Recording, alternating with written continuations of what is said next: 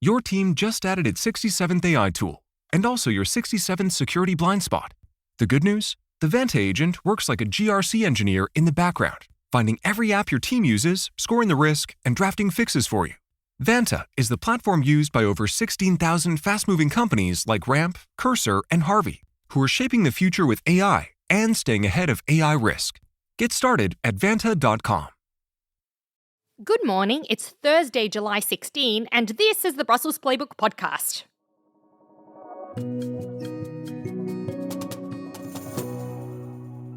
The vibe in Brussels today is unwind-relaxed, with the European Parliament's 719 lawmakers heading for summer recess. Also on the pod, Europe wants to ban social media for kids, but is Australia a warning or a trailblazer? And the EU's new border system can't tell identical twins apart. There you have it, Ian. Sorry, what did you say the vibe today was? I said it's unwind-relaxed, much like you right now. Never heard of that word. Is that a word? Well, you're clearly not a 30 Rock fan. I'm still an emotional wreck after last night's football.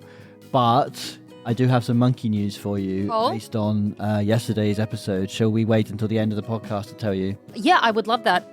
I should probably introduce us. I'm Zoya Sheftalovich, and with me today is our senior EU politics editor, Ian Wishart. Ian, first story. The European Parliament's 719 lawmakers are about to head off on a 6-week summer break. Nice. Not too shabby at all, MEPs. Nice work if you can get it. I don't mind it at all myself. But it doesn't mean there's an end to the political headaches, because just on the other side of this summer break is the Parliament's midterm reshuffle. Yeah, biggest thing of all, though, is what do they do about a problem called Roberta Metsola? Some say problem, some say solution. Yes. Most assume she's going to be seeking a third term.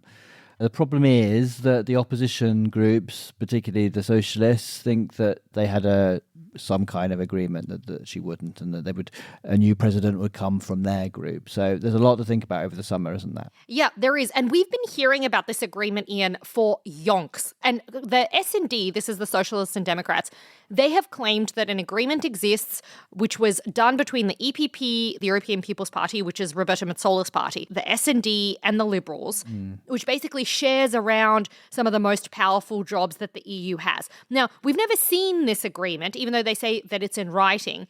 And basically the EPP is saying, nope, don't know anything about it. We want to keep this European Parliament presidency. S&D argues that's not fair because the European Parliament presidency and the Commission presidency are both EPP, both conservative presidencies.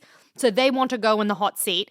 And the EPP says, look, sit down and be humble because you've got the socialists in power in the council. So I think according to our European Parliament reporter, Max Guerra, who has got his nose to the ground as ever about what's happening in the European Parliament before they all go on holiday, the smart money is on Metsola getting this third term in breach, supposedly, possibly, of this agreement, but then the other groups getting something in return. Yeah, so one of the options that Max reckons is on the table is to give the Secretary General post to the S&D, and that's currently held by Metzola's former Chief of Staff, Alessandro Ciacchetti, and he is an EPP official, or seen as one. He's considered that, yeah. Yeah, not officially, but unofficially seen as an EPP kind of post.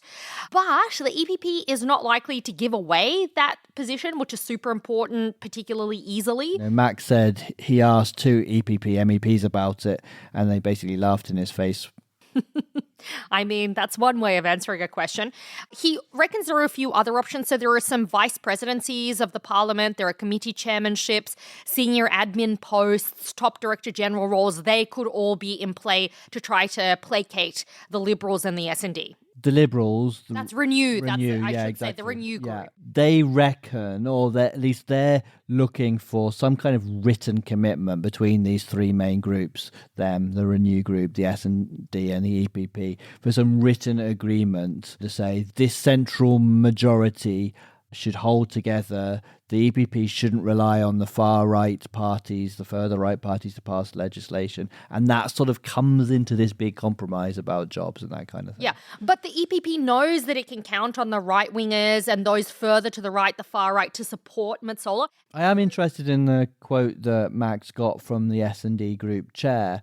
Our group is willing to negotiate everything, she said. So that shows that how much is up for grabs. She says negotiation will not only be about posts, it also has to be about political commitments. Yeah. There's a tremendous amount of horse trading going to go on in the autumn. There is. But also, I mean, one question that I have, and which I asked Max, but Max said, there's no answer to this question. It's who would even be the candidate for the S&D if they did want to replace Metsola? They don't seem to be able to answer that question, They can't. They can't. So that's partly the issue here, because it's not like they're all kind of rallying around one particularly popular person who can take down someone who is quite powerful parliament president. So I think that's part of the problem. They haven't really got a natural candidate. And per the power sharing deal of the presidency, it's meant to be a German SPD politician who comes out of this. So yeah, not too many people that we are hearing about. There's one other thing in the mix which I find fascinating is, does the parliament give jobs to the patriots? That's an interesting question. The Patriots are the far-right grouping in the parliament. They don't actually get the top jobs in the parliament. They don't get the vice presidencies. There's 14. There are 14 of them, Yeah. And so they really want those. The European Parliament's third largest group now. Yeah. And they argue that it's really unfair. And basically the reason they don't have those vice presidencies is because of this cordon sanitaire that we've spoken about on this podcast before, which exists in the European Parliament, which basically states that the mainstream groups, the centrist groups and the left-wing groups, will never allow the far right to get those positions. But I mean, as we've seen, Zoya, the EPP has done some deals to pass legislation with the far right. That shows that kind of fireball is beginning to crumble. I think it's going to be a really fascinating next couple of years in the parliament.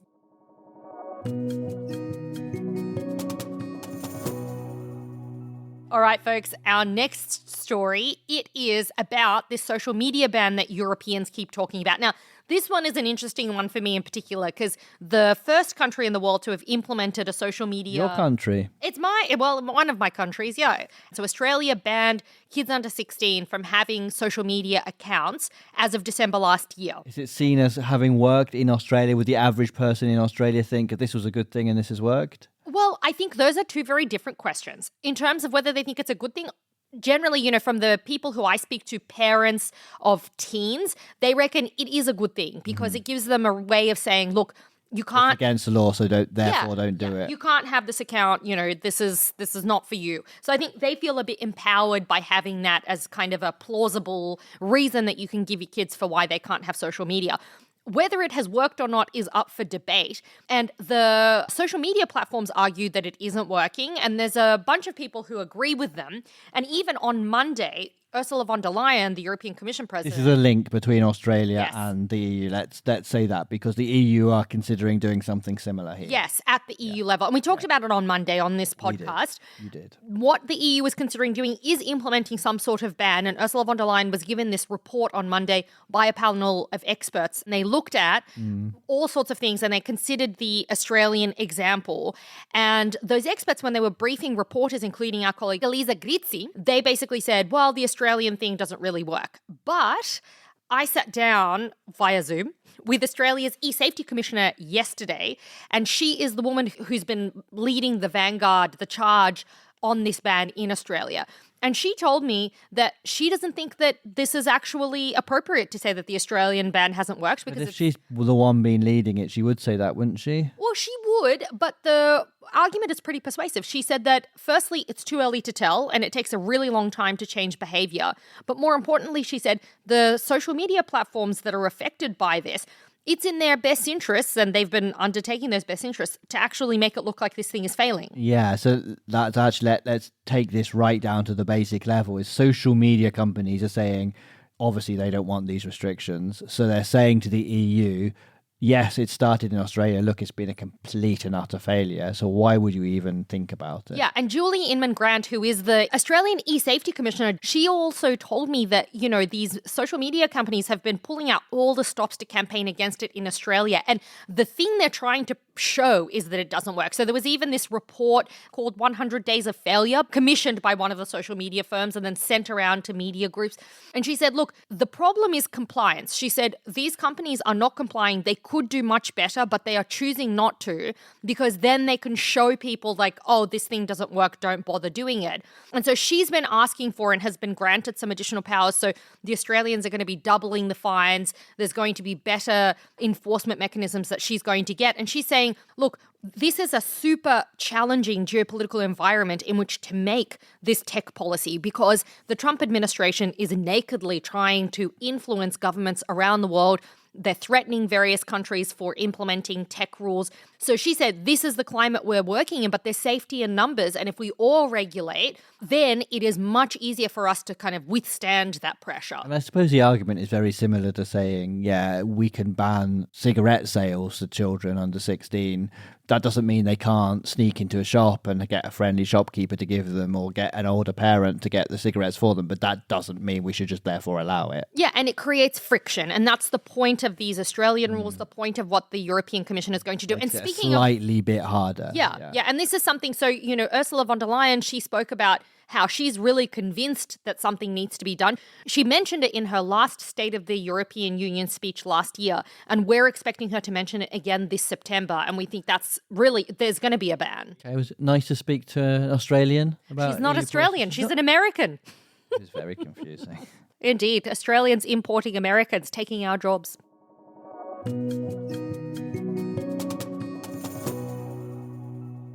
Ian, have you ever watched The Parent Trap? Never heard of it. Classic Ian. Why is it a film? It's a film about twins. Yeah, I never heard of it. Well, Ian, the reason we're talking about The Parent Trap, or apparently not talking about The Parent Trap because you don't know anything, is that the new entry-exit system for non-EU citizens to visit Europe is proving to be problematic. Why is that?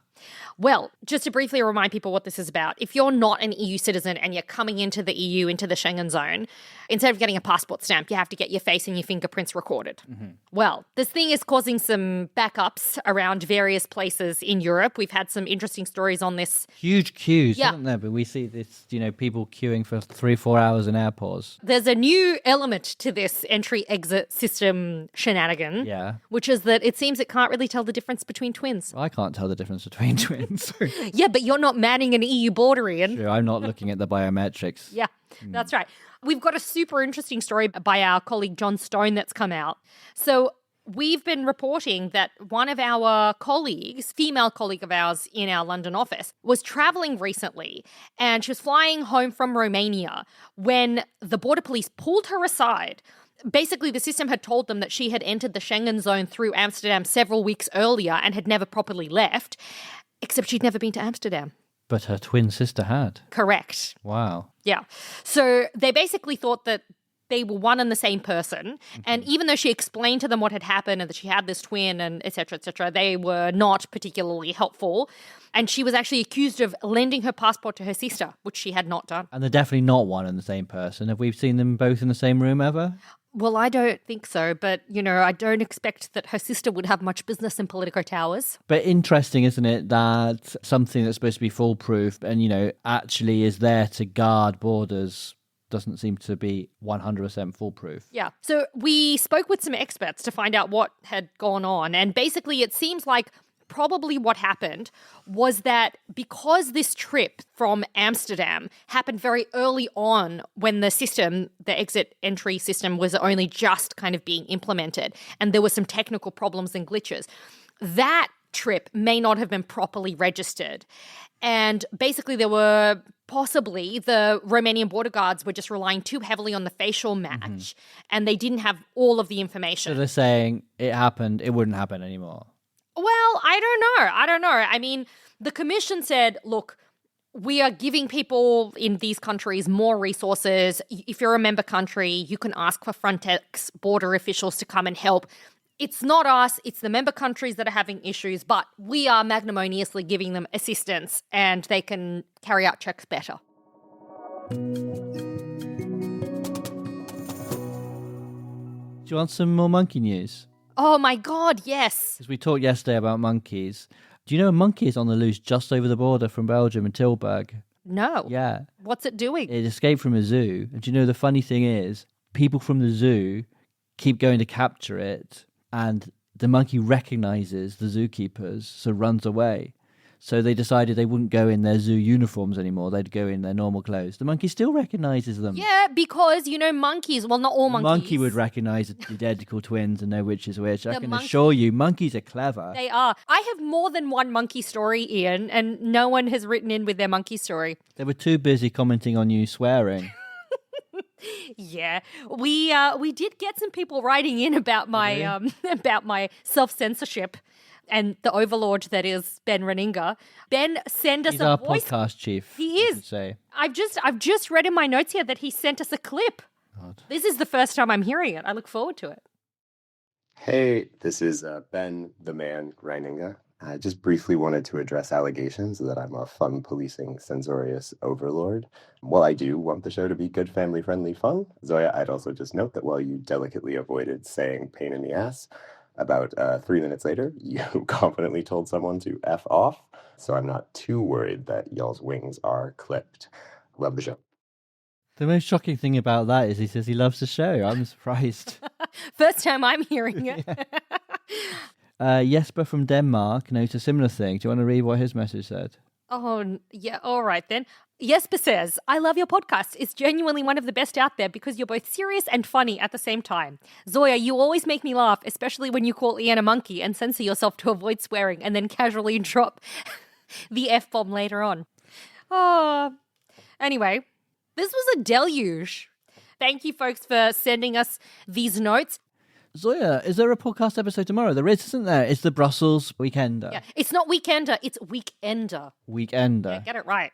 Well, it's going to be a fun one because all of the summer holidays are about to begin. So we've got 3 of our colleagues coming on, Jordan Dahl, Tommaso Lecca and Ben Munster, and they're going to talk about the disruption to travel that there may or may not be due to this Iran war and new passenger rights. It's going to be a good one. Good. Folks, leave us a review, send us a voice note. Link is in the show notes as per usual.